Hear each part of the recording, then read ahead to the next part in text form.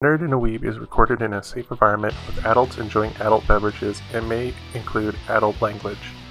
The staff here at Nerd and a Weeb also are proud supporters of MAD, Mothers Against Drunk Driving. If you do intend to drink tonight, please make sure you have a designated driver or a safe way to get home. Please learn more about it online at the MAD website, and please enjoy this podcast.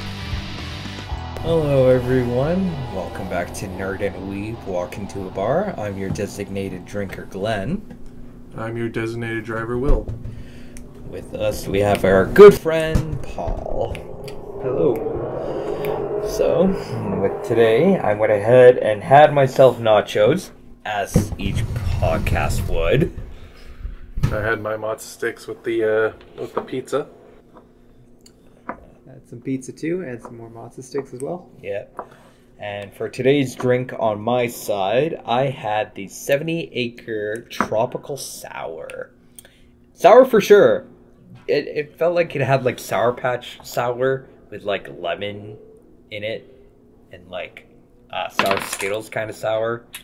It wasn't bad. It had like a grasshopper taste to it. It was nice. I enjoyed it. But yeah, that's it from, the drink side. Now on to our conversations for today. What do you think we should start off with? Well, let's start how we normally start with these things, where we kind of go around, talk about news in our lives, things maybe we've painted, done, played, what have you. Something like somebody should check out before we get to the main topic. The pre-ramble, as one would say. Yes, the pre-ramble. For painting, I've only been painting the random things that I've been 3D printing with my honeymoon phase of 3D printer, just printing random things at this point. Not bad. Which, if you guys want to see a video on that, I should do an update because I've learned some new things. But we can talk about that later too, after some of the things. We can do 3D printing. But I have a video on my YouTube, which this podcast is on. So yeah, take a look at that. Yep. I've been working on my Drukari on the count that Real Space Raid is mandatory now, having to have witches. So I've been working on them for my end. I don't think you're required to have everything. It's just the attachment. You just get more benefits from having all Probably. of them. I'm going to have to look deep but into I think it. you can not include every single one. Because it says one or more Succubus, one or more Archon, one or more Homunculus. I feel like that's just a special ability where like you get the empowerment for all of them or something. Yeah, that sounds like it's saying you're required to have one of those. One of each. Because if that's the case, I don't think you don't have to have all three. I think it's just because they're trying to be very accurate. We'll get into this with 10th edition. We'll get into this 10th edition. Quick thing is, I think it's literally just saying if you have any of those HQs. Like it's literally just stating what models you can take in that slot. Yeah, that's true. So I think you can take that Real Raider slot as any of your sub-factions. I'll look into it more. Yeah. But actually, seeing that we're talking about 10th, happy week and a half? It's been about a week, but again, we'll get into that once we're in the topics. Yeah. The One Ring has been found to all you Magic players out there. Yep. I've been mostly the same thing as Paul. 3D printing. I've been starting my commission jobs. Started doing that. So I just finished that this weekend. Again, there's a video up on that. But I think besides that, mostly just trying to get through my pile of shame and getting ready for games. Apex, I'm super excited for, which again will lead into our main topic of the chat. Yeah. Which I guess we can, unless anyone else has any things somebody should check out or news and stuff they've been up to. Anime-thon. As of this recording on July 3rd, 12 days from... 12 days? No. 13. No, hold on. Okay, some point of the month. 10, 11. So I guess we'll lead into the main topics. Our main three topics now is going to be, we're going to talk about 10th edition. We're going to talk about board games and that in general. And then lastly, we're going to talk about 3D printing. But... anything we should try to next time we should probably try focusing on movies or something. Try to get the other nerd stuff because we've done anime, we've done Magic, we've done D&D, we've done Warhammer. Warhammer we're doing again just because it is 10th edition. Yeah, which makes sense. let's get into the 10th edition because I think you guys can talk about that a lot more. So, I have yet to really check it out. I haven't really played since 8th, so you guys would probably have more experience with me than me. My understanding of it, they're really balanced out, aren't? Well, looking at the Eldar and the Knights lists, and on the count that they are banned in some tournaments, I wouldn't say too balanced. I've yet to play a game myself. I would have went to a hometown tournament, but alas, the tickets were sold out. But you'll definitely see me at Iron Within next month.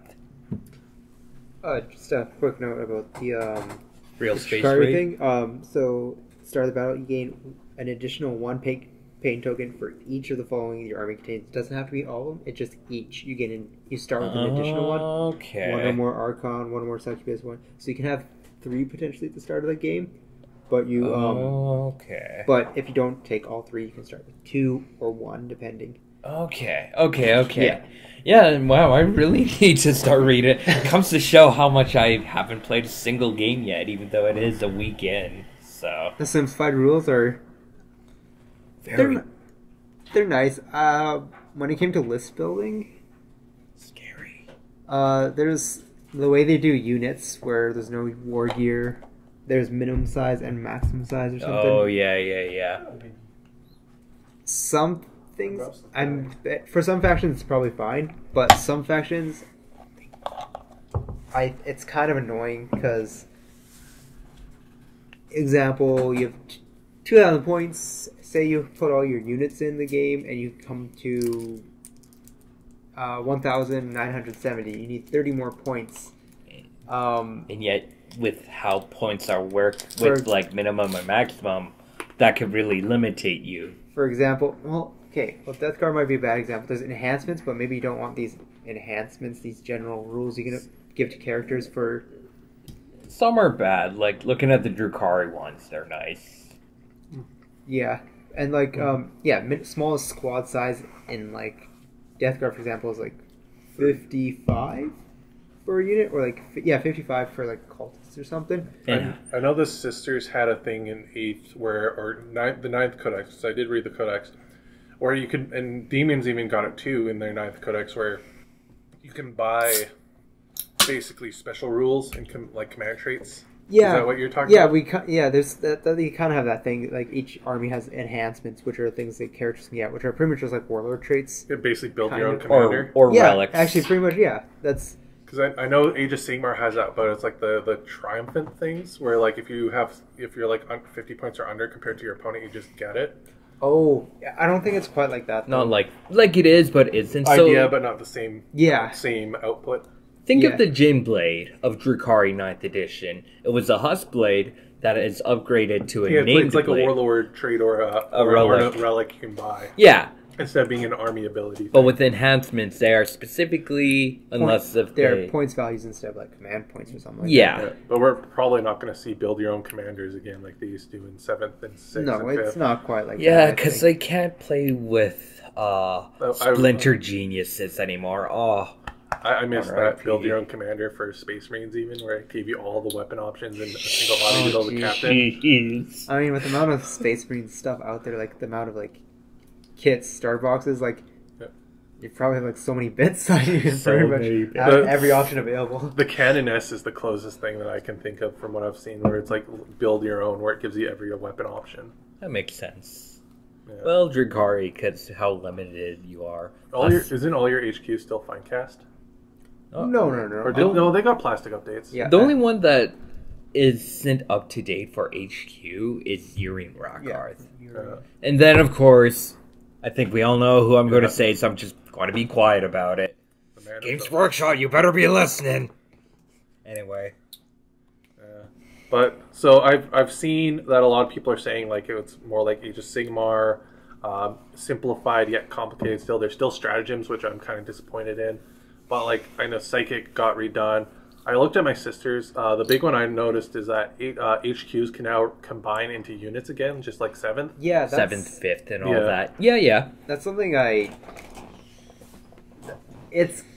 good. I think most cases it's good. I don't know. I wouldn't know. I haven't played ninth before. As I think you would know this back in 5th edition days. Yeah. There, I think it works out well because it's saying, okay, for someone who's starting, okay, what are Cablite warriors and why is it only an Archon could work with them or Incubi? Because they does say that they could work with Incubi or Cablite warriors. So it's like, cool. I don't know what to do. I want these witches to have the benefit of this Archon. Pause. No, the Archon specifically states Cablites or Incubi. So they got rid of basically the aura stuff that was like shenanigans in 8th and 9th and just made it so that they only work with specific keyword infantry. They still have auras. Actually, let me go ahead. But even in ninth, like Archon, most of his benefits would only apply to Cabalites. Yeah, because I know you guys you have your Cabal witch you have your like your sub faction. Yeah, but as a filthy follower of the God Emperor, who is me, our whole gimmick was it was just auras. So it'd be like all your battle line, whatever, gets like a +1 to hit or something. Like they still have that, but in its own weird. Oh, but like I was wondering, do they? Because I know they did stuff like that because HQ couldn't combine anymore, but they still had like the Lookout Sir, and if they had a certain amount of wounds, they couldn't get hit. And then the aura thing was to represent that change.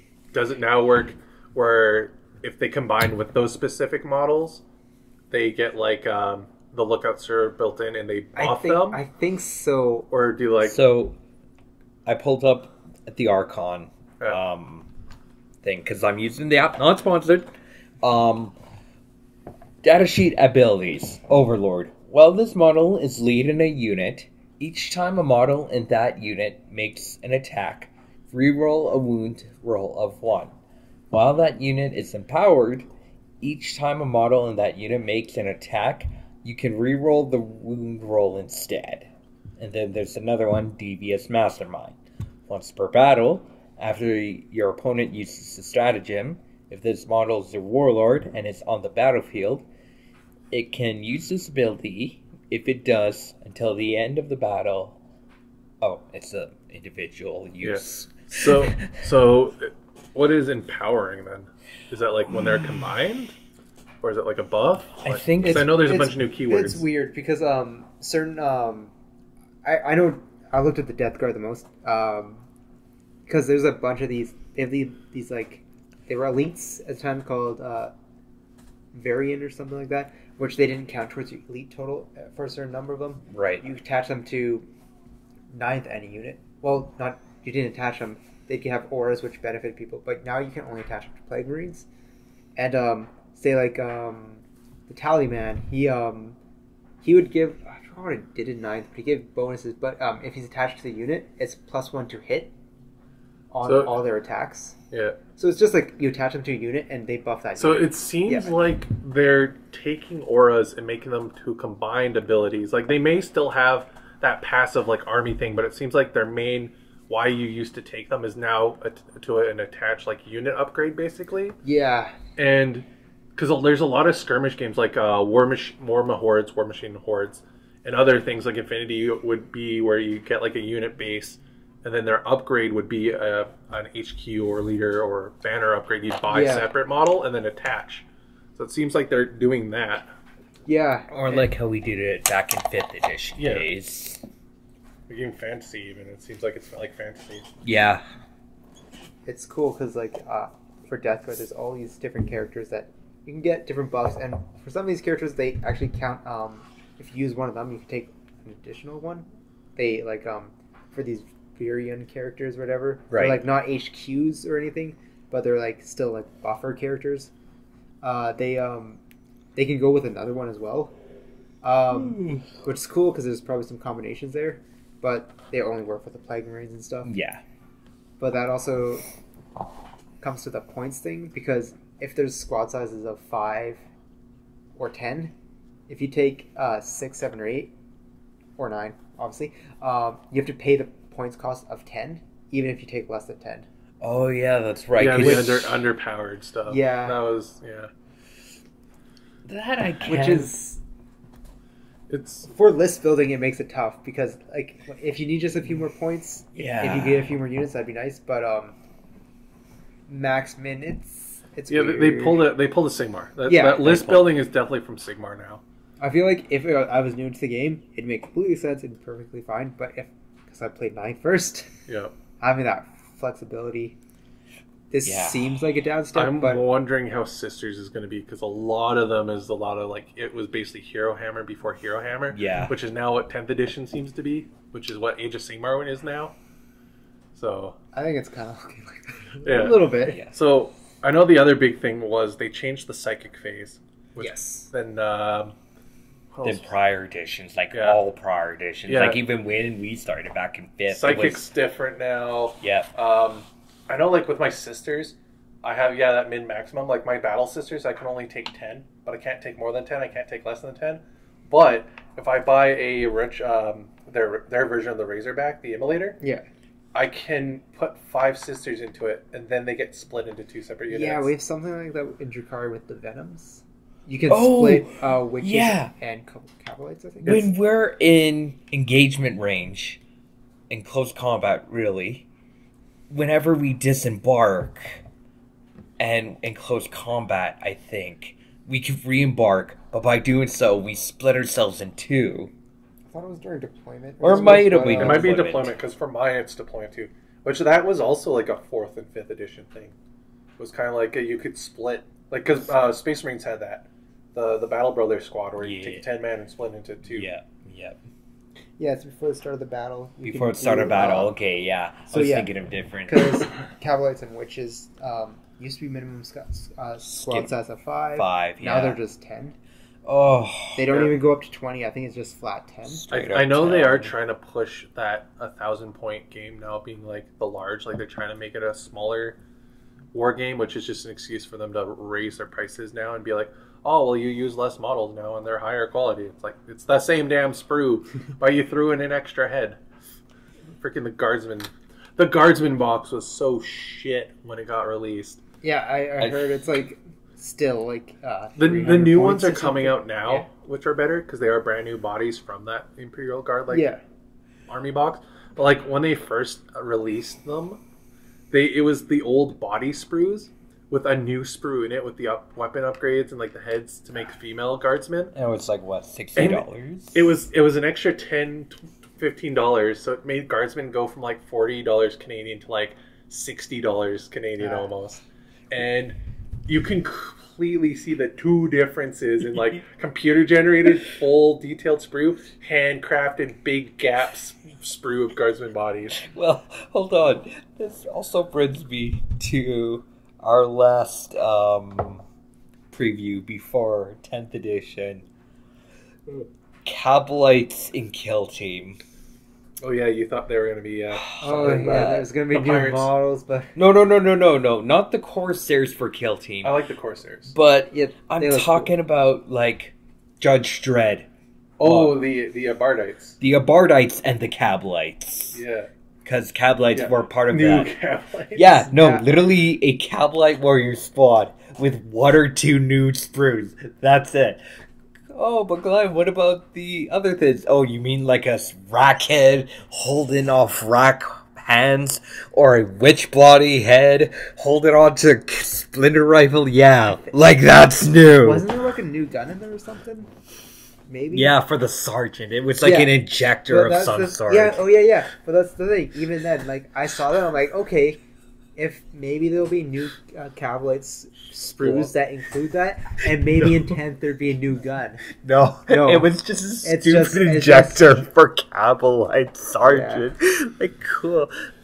But Glenn, it's Cabalites, yeah. Let's look at the Incubi when they first got introduced in Blood of the Phoenix. They were literally showing in the book that you could customize your own Incubi.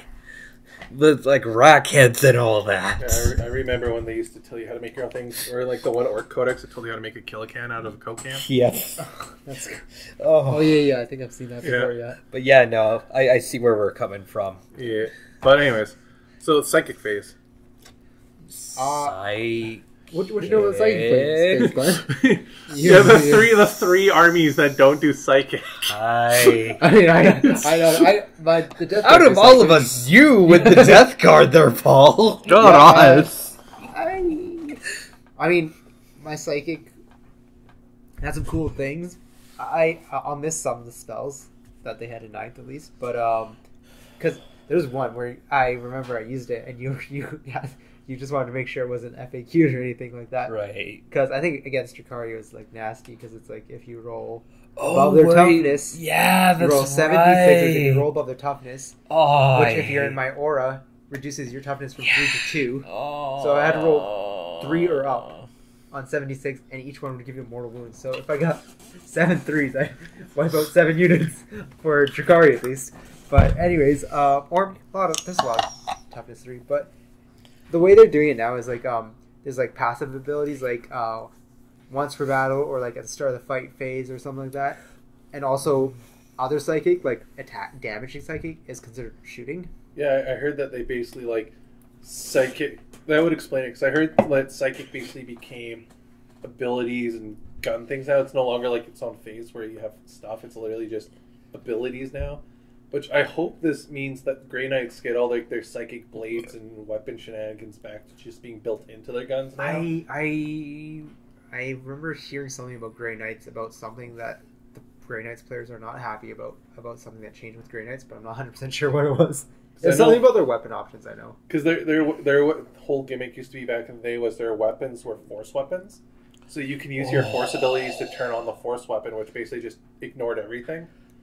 Yes. They were OP. They were strong, but they weren't as bad. But they were strong. Oh no! Imagine being like a psychic Eldar or psychic Serenade army. Oh, yeah. It's like they could just deny, but like their biggest thing was they got bonuses fighting demons.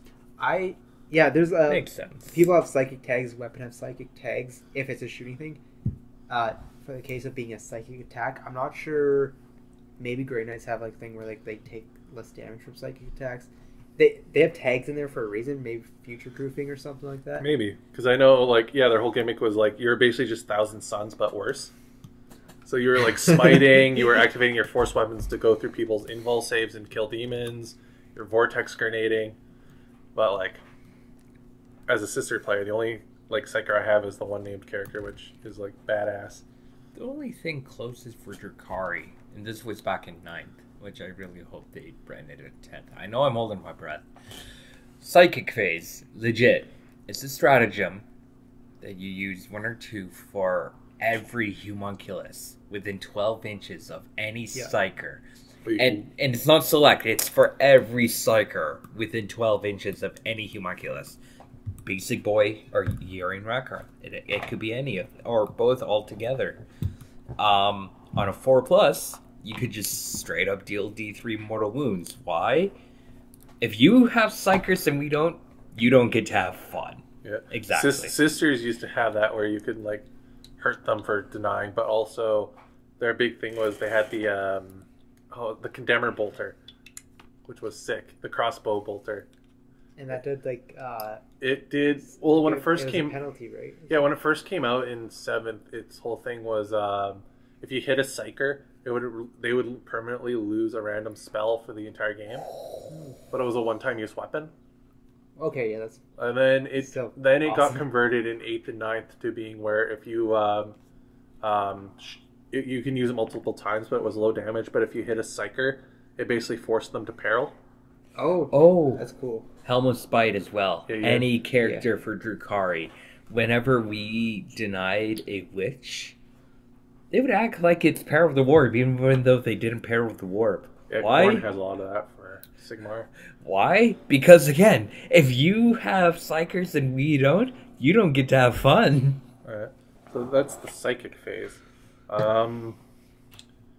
There's really much else about it. I know, like they're bringing back old rules. Deep Strike's coming back. Yeah, Deep Strike stuff's coming back. Twin Link's coming back, and interestingly enough, Twin Link is now re-rolling wounds, not hits, wounds. Interesting. So imagine having to go up against anti-vehicle with the twin-linked weapon. Oh no, I lost these 2 wounds. Wait, hold on, I got twin link. Why? Hey, look, Beagle, you're no longer living. Yeah, I remember seeing like just the weapon profile for as an example of how, because I watched a video on like what each of the tags were. Right. And for Twin Link, the example that was shown was the guy showed, I think it was Auspex, but he showed the twin haywire blasters on the Talos, which has like wounds, vehicles 4 up, Anti-vehicle 4+, yep. devastating wounds, which I forgot what it does, but with Twin Link, Devastating wounds, I think, is just mortal wounds. I think so, yeah. Or armor pen one. It makes sense, because whenever you Delta 6 on Wounded in 9th with them, you add additional D3 mortal wounds to vehicles. Yeah, I think devastating wounds or blows and stuff is mortal wounds. It's like Yeah. mortal wounds, yeah. Okay. So with that weapon profile, so if you hit, good. Yep. Now you need 4 ups, and you get to re-roll your rolls, Yep. your fails or whatever with Twin Link. So it makes certain weapons very strong. Twin Link seems like pretty strong. They're strong. Like, they weren't But bad. I'm not saying like it's a bad thing that's strong. It's Oh, no. Yeah, I mean, Jakar definitely needed things anti-vehicle stuff. yeah, exactly. And I feel like they're not like handing out Twin Link, like things that are Twin Linked are supposed to be like that. I'm guessing Like and last such. cannons Exactly. for Space Marines. And that's fair for las cannons. And most of these Twin Link weapons are weapons that or items that either have like very low strength and AP or big boy stuff. very high damage, but like one shot or something. Yeah. Makes sense, yeah. Which you don't want to like. I miss the did wound see. for. I did see the organ cannon for the sisters, the Exorcist. It has. It doesn't need line of sight anymore to shoot. Oh, so Oh, like yeah. good old 5th edition Yeah. and all of that. Yeah, it makes sense. Well, the 5th edition one it did too, but it the model was so damn tall you didn't really care. Exactly. This is completely. You don't need any line of sight anymore, and yeah, its weapon profiles is good. A lot of models got buffed, and a lot of them got denied. I still need to see my 3rd edition Sigmar Codex up for my Age of Sigmar Corn, but besides that, unless you guys have anything else to add to 40k, I know we rambled a lot about different things about 40k, but anything about 10th you want to say? I know. I need to get into a game, that's for sure. Yeah, same. I know codexes, like everyone's like, oh, this is going to be the index. There's not going to be codexes. Oh, there's going to be codexes. Yeah, there's going to be codexes. The creep is going to come back. It's. I like Legion. I think the nice thing about these indexes though are like if you play on Tabletop Simulator, which I played a game or two recently on there, this is like the time to try a new army because Oh, Yeah, yeah. I the saw arms are that. free. The guy who uploaded all those armies re-uploaded all the armies, and I think they have the data cards with them now. That's nice. yeah, It is a little bit saddening that Codex is like, yes, they legit straight up, okay, we're not going to tease you about all this. We might as well just point out who is coming to what. Like Necrons are coming in December. I feel bad for World Eaters who came out like 2 months ago, Yep. 3 months ago, Well, no. before 10th edition came out. Well, like And looks then- like guards. I mean, like I know, but like you buy an index and it's like no, you buy a codex You're and talking like to a sisters player. That is okay, my I'm life. sorry. Well- I'm sorry. Well, no, looks like a guardsman for this. Guardsman comes out usually in the middle, I find. No, It was at the end of this edition. they were at the end. No, At this edition, they were at the end, but like all their past codexes, they've always been in the middle. Oh, of yeah. releases. But yeah, no. I was just saying for World Eaters, like Oh. brand new faction, let's go. Yeah, they Grab finally your came codex. back. Yeah, Here's a free index. they finally came back from 7th. I remember that was sisters. Like we're finally, where do you get the sisters codex? Oh, it's a PDF on their ebooks. Get that for like 5th, 7th. Oh damn. Oh, And then, that's the story we need to Then tell they every released time. a codex that was the Witch Hunters, which none of their, because the rules how it worked, they couldn't combine the sub factions inside because like, you can only have pure lists. But then they had to FA because like they literally took different stats throughout the history of Warhammer and got different people to write the codex and then smash Oh, it together no. so you can see where they writ it in different times. Yeah. And then they had to come out in FAQ and be like, yeah, everything in the book's supposed to work together, but also be used in their main factions also. So there's like Aeronautica, which was all the airplanes, which could be used with the Guardsmen or the Witch Hunters. Okay. And like Grey Knights were in there, Sisters were in there. And then, yeah, then the Fall of Cadia happened.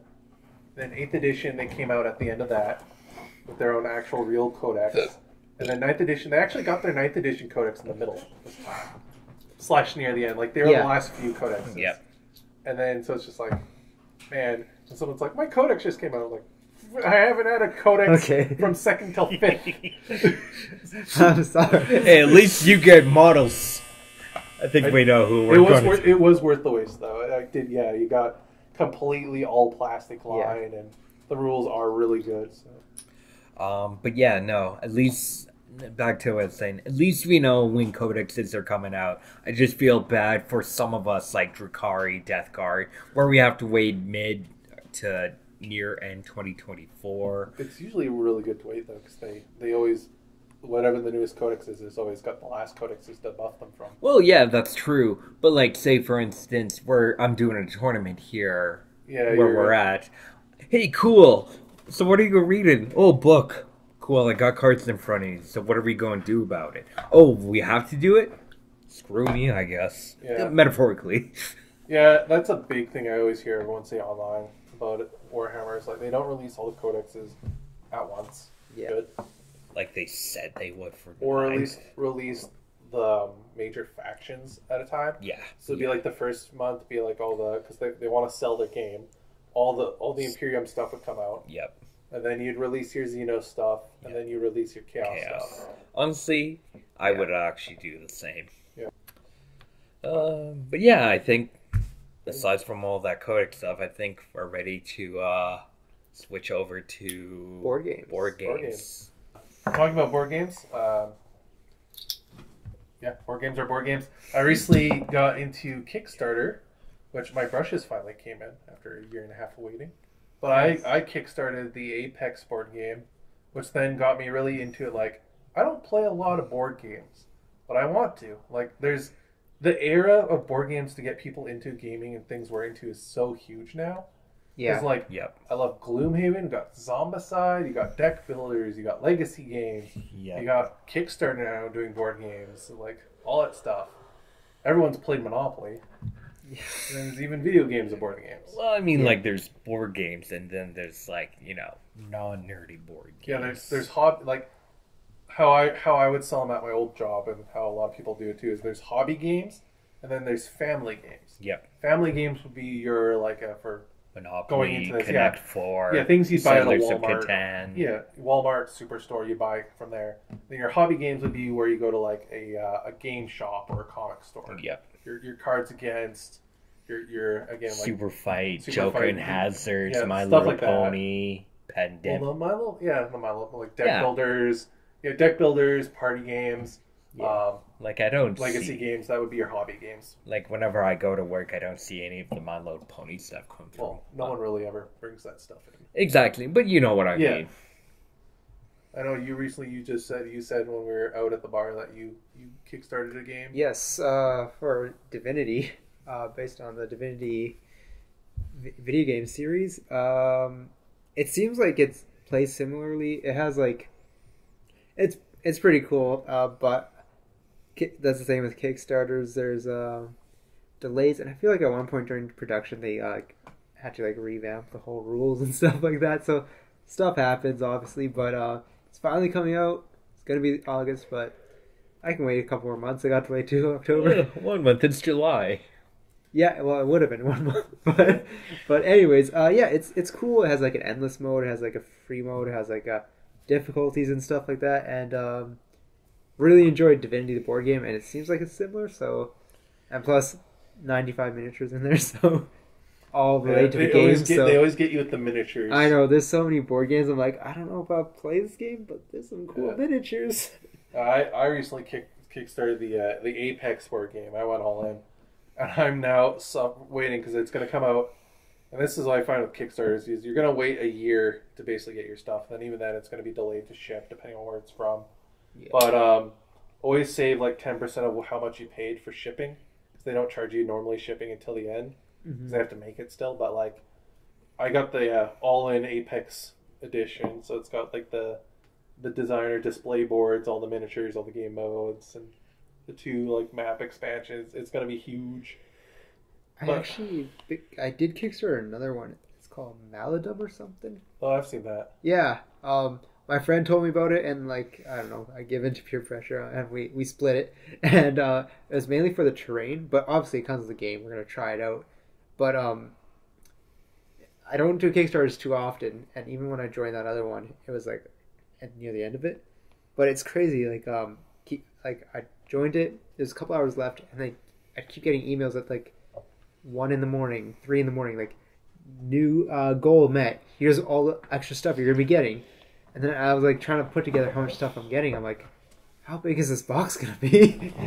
Yes. So Kickstarters are, I don't know, it's cool I think to hop on early because you probably get so much stuff for probably a way better price. Yeah, But I know. the risk too. So. Yeah, I went into it. I was like, me and Donnie were just chilling. I was like, maybe, and then I kind of talked myself into it. Yeah. And we're chilling, looking at all the stuff. And I'm like, man, I should get sleeves and things. He's like, I'm like, but I don't want to pay this much for the all-in.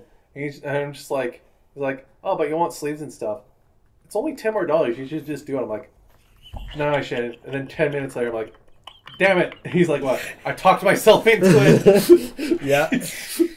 But no, yeah, there's a lot of things. And like board games, especially with Kickstarter and 3D printing, which will be the next topic, is I find actually a really good way to get people into hobbies and things you're into, like miniature wargaming and stuff. Like, there's a lot of games out there. Like one that I'm really interested in checking out is called Ribbonstone. It's kind of like think like League of Legends meets Moonbreaker, the video game. So it's like a skirmish miniatures board game. Okay. And there's these little stone things that are on the map that you're fighting for, and they give you power ups and stuff, and you use them as like mana in game and things. And I think I saw a trailer of that. One of the people I follow. it looks pretty interesting. They showed a lot at like Gen Cons and stuff. Like, yeah, board games have definitely got a lot bigger and better from the past. Though I do miss those old like niche slash what's the word, gimmicky board games, like that one where it's Escape from whatever mountain, and the board has got like a big volcano in the middle, and if you hit the lever, if you land on something, the rock boulders roll down the map. Yeah, things up. Like when Mousetrap, board games could seriously injure you when playing with them. There's actually one board game. It's I think it's probably a bit more popular. The Haunting on the House of the Hill, where you like lay down. I like those ones where like it's not like your traditional board, but you're like placing things down. That could actually lead into a good topic here. Recommended, get people who watch things like Big Bang Theory and Critical Role and stuff. What would be like generic board games that you could assume to find in a store locally, like that you would recommend to people, what you've played and stuff? Besides like House on the Hill, I'd say that's it. That's like Avalon games are a big one. That's like an entryway. Yeah, I know.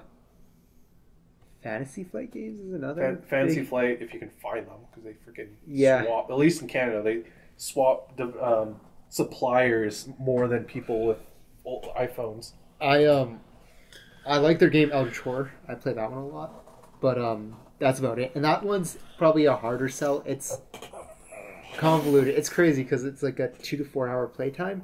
Like there's different versions. There's Arkham Horror and Eldritch Horror. Arkham's more card based.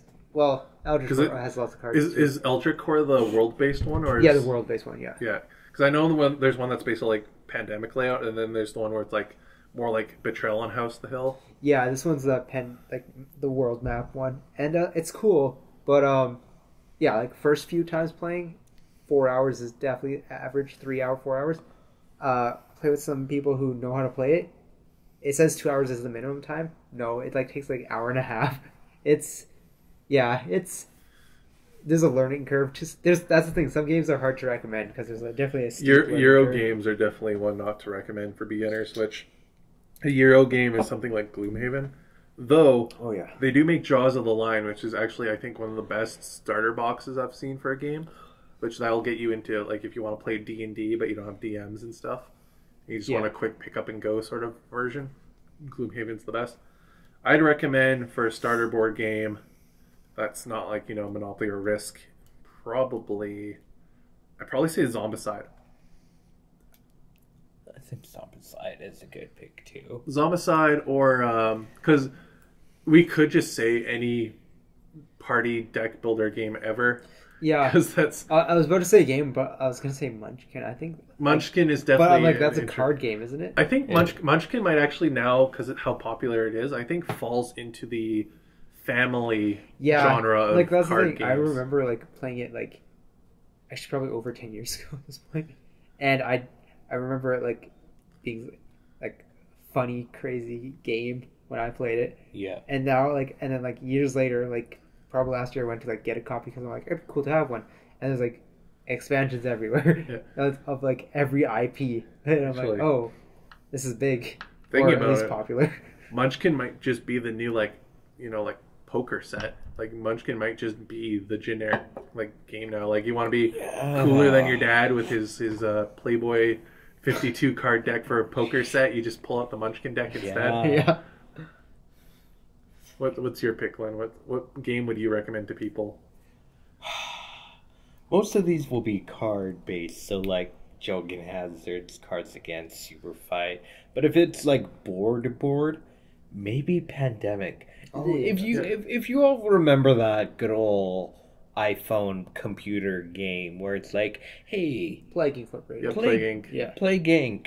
Except you're trying to cure it this time. You're trying to cure it, but it's a board game version. Now, yes, it could be under as the family category, but there's also points where us nerds would also enjoy a good few rounds here and there. The rounds in Pandemic, not what I had. Yeah, I think I get what you're putting down. It definitely feels like an entry level. Like it could be a family game and a hobby game. I think it's a good step to I don't want to say harder board games, because when I first started Pandemic, there's definitely we lost quite a few games. You're going to. You're going to. But it's you start thinking differently, and I think it gets you in the right mood where depends on the board game. Like if it's a cooperative board games, it puts you in the right mindset for trying to work together as most as you can, which is I love when board games do that. Yeah. Trying to optimize your actions and make the most of it, because that one turn you might have missed might be your game over turn. Game over turn. Yeah. Which could lead games like the House on the Hill and Zombicide could lead into playing D&D. Mm-hmm. Same with Jaws of the Lion, which we've talked about your intro games. We've played a few. What would you recommend going into it later if, say, you really like board games and you want to try something a little harder? What would be your next step game? Nerd or family? Just any in general. Okay, so with family, I know this could be controversial in a sense. Risk. Now, I'm saying this because you and your family members or friends, if you do it the nerd side, it may not be Warhammer, but you're still choosing your armies, having to roll the dice, put on and take off models, and even with that takes hours to play, if not... Which can lead into Axis and Allies. Which could lead into Axis and Allies. Now, that won't be on my end. That, of course, will be on Will's end. But, those take a long time to play. I'd say, Axis and Allies would be mine. Going from Risk to a more hobbyist board game to being a next level. And that would also, lead into Warhammer and skirmish games. That or... Actually, War Machine? No, there's the Apex board game when it comes out would be that, because if you want to go that skirmish but it be a board game, the Apex game is that. It really is. It is a skirmish board game. One board game which was definitely a higher level of learning that I played with my family and a friend, which I feel sorry that I brought my friend along for this, because I don't think he was having it too much, but is the Game of Thrones board game, which takes a long time to play, especially when you're first learning it. And that time when you're first learning, afterwards, it took a couple less hours, but still, I feel like it was a 6-hour game almost to play. And it's not as bad as when we first played. We played Battlestar Galactica. That was our first real game. And then me and Donnie played Equilibrium or whatever it's called, the Space Risk game. Oh yeah. It has the lion on the cover and the other races. But we played that game it was 8 or 9 p.m. until about like 5 a.m. in the morning. Game too long, which leads into what is your all over favorite board game, and what is like a game you'd recommend for people to try once they really like want to challenge or really like board games. For challenge, actually, there's this one board game called Spirit Island. It is tough, and even when you think it's fine, there's so many more like things you can add to the game, such as like different invaders to the island, different scenarios and stuff. And there's many expansions for it apparently. And that game is definitely tough. But for top board game, again, I would probably say Eldritch Horror. But also there's another game called Subterra, which is also tile placing. It's about escaping a mine. Unfortunately, I think the company went under, so I think there's only limited quantities out there. That's like so I can't recommend it because it's probably hard to find. What do you say? What's your favorite board game? I think my favorite board game will still stand with Pandemic, and wanting to learn into harder board games. You could also say a card game too if you wanted it to be your favorite game. Yeah. Because I know you really like Joking Hazards. I like Joking Hazards. It gives me a good check. The name stands. At points where I'm not chuckling about it now. No. Party games can be pretty fun. Yeah. You know what? I'm switching Pandemic to Joking Hazards. That's my favorite. But getting into hard board games, maybe it might have to be Battlestar Galactica. Game was pretty fun. It was Among Us before Among Us. Yeah, you were. It really social was. Deduction game? Yeah, so you're playing a social deduction game while playing scenarios from the shows. Okay. So like you had the crew from the new show, not the old one. The Cylons. And yeah, depending on how many people you had on your team, everyone would get handed out some cards that you could play throughout the game. And for I think there were 6 of us playing, 2 people got a Cylon card. And the goal was everyone had their character and they'd do things. So like, and then you'd pull a scenario card at the top of the round, and you'd work together to like run the ship and get it back home. Yeah. But then the Cylon people were trying to like mess with everything without getting caught. Yeah, and killing people. Yeah, and kill people and stuff. And it can lead into some funny silliness, and it's pretty good. I'm not a Cylon. I'm not a Cylon. I'm not the imposter guy. Nobody would know this except for Will and I. Yeah, it's a great game. I recommend it. I'm gonna add that to the list to look into. For me, games that I recommend Battlestar at this. Galactica? Yeah. Okay. Of course, it has to be Gloomhaven. Yeah. You're dropping like nowadays, because I don't say wait for 2nd edition to come out. At least get Jaws of the Lions, because I'll still work with 2nd edition. I'll have updates for it in there. But it is literally it's everything I wanted in a board game. It's got maps, tiles. It's a D&D campaign that I could play at any time. It lasts for a year, and now they're adding like I think they said like 35 to 40%. I think it's like 35% more content into the 2nd edition of the game. Wow. So it's gonna be like basically you're playing like Kingmaker or Wrath of the Righteous or Divinity in a board game, and it's gonna last you 2 years. Yeah. So if you want like that feel of D&D and miniature painting trying out in like a game that your stuff matters, I definitely recommend splitting a Gloomhaven game with your friends, or buying Jaws of the Lion for yourself, or if they had it still in print. But again, because Fantasy Flight bought the rights to the Warhammer stuff, Chaos in the Old World. Or was that a different version of the game, or it was basically the end times for Warhammer Fantasy. Yeah. And each person was a chaos god. Okay. And you're trying to get your last bit of like stuff in before the world all exploded. What was that one called? Okay. Chaos in the Old World. But here's another game list. Us people. But you can play all this on Tabletop Simulator. Yeah. Which that can be the next part after we rate stuff. Go on. Here's going to be a video game that I'm pretty sure most of us kind of forgot about. Dawn of War 3. That wasn't a game. That was a freaking League of Legends reskin. But no, I thought it was first. No, Dawn of War. No, Dawn of War 3 was open field, like Space Marine, wasn't it? No, Dawn of War 3 was literally like the campaign played at like Dawn of War 2, but the multiplayer played like League of Legends. Really? I don't remember. So you had the 3 lanes, and then you'd build your stuff around the lanes. Wait, then what was the thing that acted like Space Marine, but for different armies, like Eldar Tyranids? Oh, that was Eternal Crusade. Eternal Crusade. That's another one that I'm pretty sure everyone forgot about. Waste of money on my end. That game was a love-hate relationship. I loved it. It was horribly optimized, but it had such great potential because it was literally just they took Space Marine and made it so you could play Orcs and Eldar. And then it went free to play. It went free to play. And then it died. Just like, I'm sorry if this just throws shades to anyone. Dark Tide. I'm joking. I hope it gets updated soon.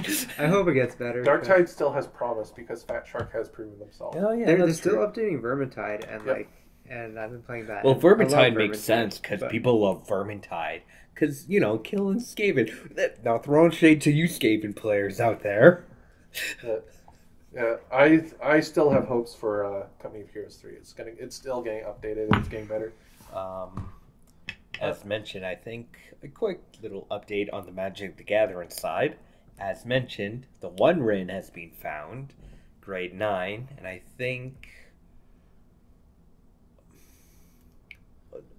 Crap, I don't know what the PS say. It was a grade 9. Yeah. It was a dude in Ontario, and it's estimated at $2 million.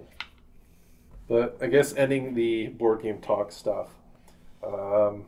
Something that you two would relate to. Yeah. Seeing that I don't know anything about this subject, which allows me to head to the bathroom. Yeah. So that's it for me for now. I'll be back. But Tabletop Simulator exists. Yes. So all these games can be found on there. It's a community-driven thing. It's like usually always on sale. You can buy a 4-pack for your friends. But it also has share play now. So unless you're playing card games where you have to hide your hands from each other, and you can trust your friends to look away from the screen, I'd say it's worth buying the 4-pack. But going into that, now knowing people can play that, it's on Steam. Let's do a speed round of for all the games you played. Give me your top 4 friendly beginner and best of categories you can think of. Just give me 5 categories that you can think of. So wait, you want top 4 and So one has to be what is the best beginner game you can think of for board games or for like tabletop games in general. Okay, yeah, sure. And then give me just 4 random of category, your top of a category you can think of or you make Okay, up. I see. Yeah. Top most aggressive game, Uno. Uno could fill a lot of slots. I know, but it has a special place. It's just so universally good. Yeah. All wild. Now I'm trying to think of other things. I think my top teamwork game is that game Spirit Island, because you really have to work together, and you play different spirits in the game for the island and Spirit Island. But they all have different weaknesses, and you have to be able to look out for each other's weaknesses and help each other, because certain people might not be able to deal with certain things, and it's a lot of collaboration, and you have to spread out and help each other as best as you can. Otherwise, you will most likely lose. It is a heavy teamwork game, so I'd say that's my top one there. You got it? Yeah. I'm just. Well, that's good. You can do that. My top beginner game would probably be definitely Betrayal. Betrayal is always a good one, or Catan. Oh yeah, Catan. Catan would definitely be up there. Best deduction game I've played has to be that's not just One Night Ultimate Werewolf, because that can also be a great intro game for the card side of it. Yeah. But it would be Battlestar Galactica. That one's a great deduction game. Best cooperative legacy board game is Gloomhaven. Oh yeah. Sure. I will praise that for all eternity. Best turn off your brain dumb fun like Call of Duty shooter, like your casual fun game where you just want to let loose. Zombicide. Okay. They also make them in fantasy versions, sci-fi versions. There's a Marvel Zombies version now. Yeah. Like, it takes all pop culture and smashes it into basically Left 4 Dead, the board game. And then I'd say best card game has to probably be Joking Hazards or Trolley. And then, do I have any others? Oh, and then I guess my last one would be most anticipated game. It's a tie between Apex or because it's just so unique in how it works. That, or there's another game that's basically an anime version of Gloomhaven. It's called it starts with an M.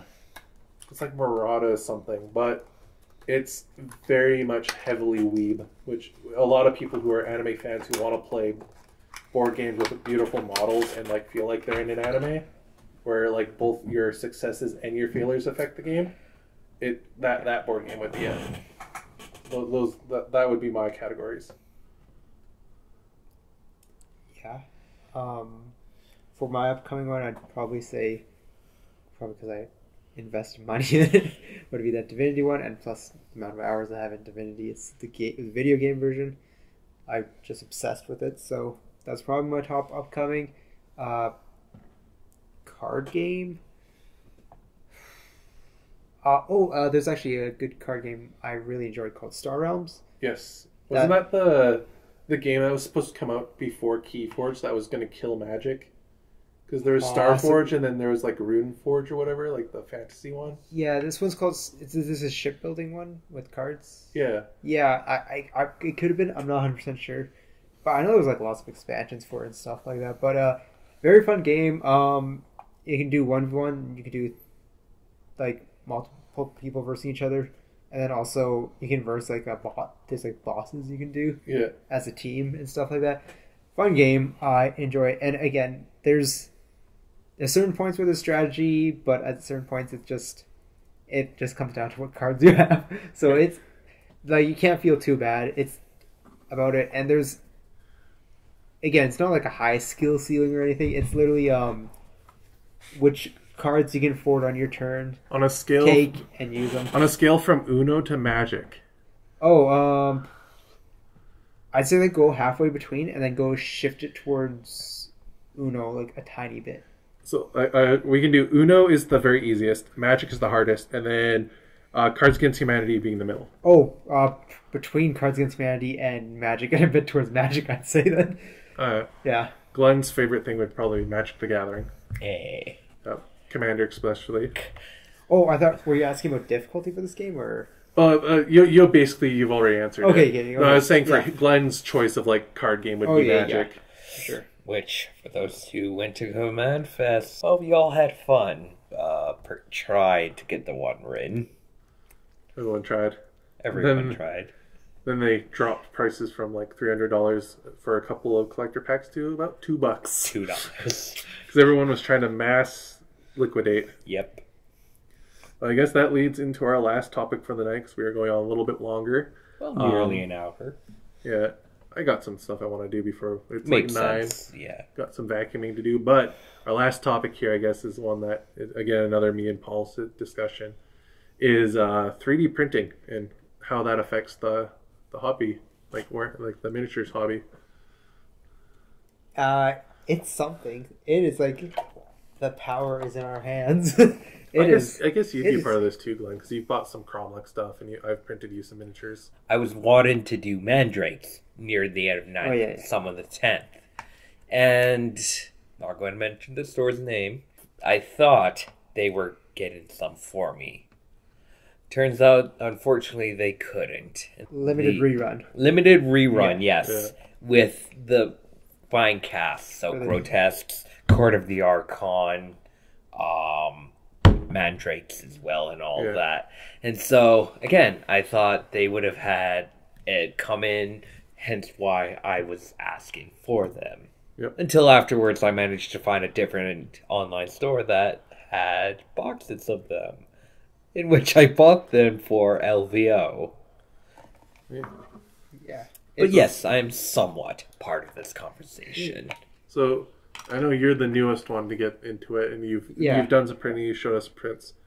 You can potentially send me a picture of that, and I can put it into the podcast to show them. But I'll probably post some of mine up here too, and pictures of the board games. Yeah, I can show you some of my mediocre painting of some of them. But we both got the Anycubic resin printers. Yeah. You've been doing the water washable. I've been doing the Eco recently. Yes. So, tell us the tale of your woes of a 3D printer.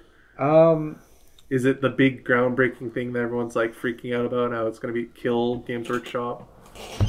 I don't think it will. Yeah, I think Games Workshop's fine for quite a long time. Example, I did find an STL, which is the files you use to print stuff for and Warhammer, and I just wanted to see what would it take to print this one off, and because I think it's like over $100 vehicle Land Raider. It was in multiple parts and stuff like that, and like it'd be 3 prints. The total resin would be almost half a bottle, which if you look up the price of the bottle, so that I guess that it's like consider that cost there, I guess. Yeah, like a 500 gram, which is like the small quote unquote, basically your normal like basically ink tone. They'll get you. I think it got me start collecting box of Space Marines worth, and I still have some left. But that's like $22 our monies, our didgeridoos. Yeah, and another thing depends. The 3 prints, each of them, maybe because it's just a big unit, and the way it was angled and supported, I found a pre-supported one, so it was like tall. Yeah. And the higher it is, the longer it is. It was like 7 hours per thing, and that you might think that saves you the money, obviously, the price, the cost of like buying the $100 thing, but like the time setting it up. Obviously, the way I do it, I want my window open. If it's rainy out, windy out, I need to have a good day to actually do the printing. Yeah. 7 hours as well. So even if it's good for a little bit of time, I don't want to close the door and let more fumes, which is just another part of the Did you get the I did get the air yours? purifiers. Yeah. They took like a month to get to me because they were so backlogged because it was during like just after COVID, so the factories in China were starting to restock. Oh, I must have got them at a good time because I got them from Amazon and they came like still going on. 3 days after I ordered them. No, I went all in, and I bought their entire like complete package. Yeah. So the rest came in, and then the resin came in the next day because it had to be shipped separately, and then the purifiers came in like a month after. But yeah, they're great. If you're gonna 3D print, get a purifier or a exhaust fan for your window. Yeah, but yeah, it's cool. You can find stuff and just print. You said like a full combat patrol for a bottle or almost a bottle. So like $22 for a combat patrol ain't bad. Yeah, exactly. You can just print an army, yeah, which is insane. And we both have the 4K printer, I believe. Yeah, because yours looks like that one, right? Like the blue bag there? Yeah. So you got the 4K printer. Probably the updated version one. But the, like if you go 8K, you drop an extra $100. They look just as good. Like if you get like the person who's like professionally like made the model. Yeah. You can get models that look exactly like Games Workshop models. Yeah. I mean, like me putting my paint job on it, you won't tell the difference because they're both gonna look terrible. But I mean, it's just amazing. I got an STL of just Link from Legend of Zelda. Like, you can't buy a miniature of Link anywhere really. Maybe like an amiibo. Yeah, exactly. But like, or a Nintendo or whatever.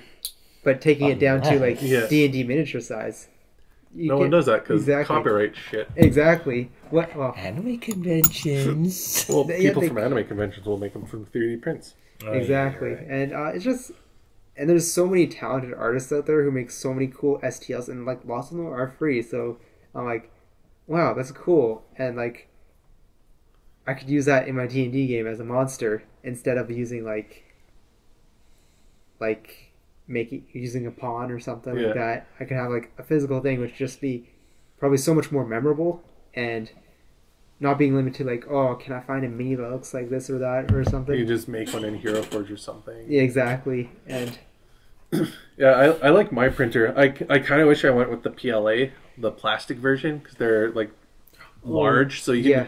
so if you want to do vehicles, I'd definitely say unless you're willing to shill out the double the price for like a build plate. Basically, think a build plate is your piece of paper you put into a printer. It's your surface that you can work on, what you print the ink onto. They do make them in a large size. This is supposed to be more your industrial or like say workshop one, but they'll print Land Raiders in one pieces. Yeah. And stuff like that are bigger. Whereas the PLAs naturally just come that size, and they're a lot less toxic than resin. Yeah. But and you can modern day PLA printers got really good with they have 4K 8K ones now. So you can get very little mold lines on them, like the layering, like brick layering effect. But yeah, I'd recommend that for terrain or large vehicles. Resin printers, I got mine mostly for just miniatures and busts that I wanted to paint up because I mostly build and paint now. I got all my armies, I'm good. Yeah, the only Warhammer thing I've really printed was actually just I have a defiler for my Death Guard, and the kit you can put a las cannon on it, but the kit doesn't actually have a las cannon on it. So I printed a las cannon. I've yet to put it on and paint it or anything like that, but I have a las cannon bit which looks just like a las cannon on any other picture I've seen, and I put that on there later on if I want to switch it up. The one that I commissioned, the guys who made it, all their stuff came pre-drilled for magnets. Oh, that's awesome. So everything has a magnetic hold, so you can magnetize everything. Something I always wanted to do, but like I don't know what I'd. If I got like again, if I ever did get a knight or something, I feel like that's the prime thing to use a magnet on and stuff like that, and definitely some of the bigger vehicles.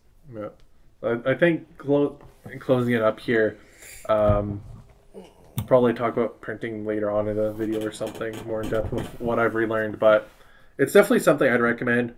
It's not going to kill Warhammer and companies that print their own. There is a different level between a cold or / hot, I forget what they call it, like vat, like what's mold pressed model versus a printed model at home. Like printed models at home we're at that peak point now where you can basically it's like buying a printer from Staples.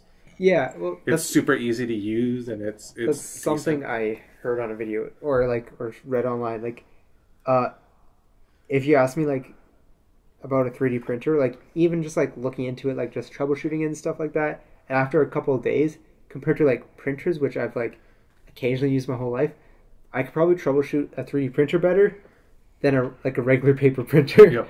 And I think they look complex, but I think they're, if anything, maybe simpler than like paper printers. I think for me, it was mostly like I thought it was going to be complex, and then Lychee just like use Lychee.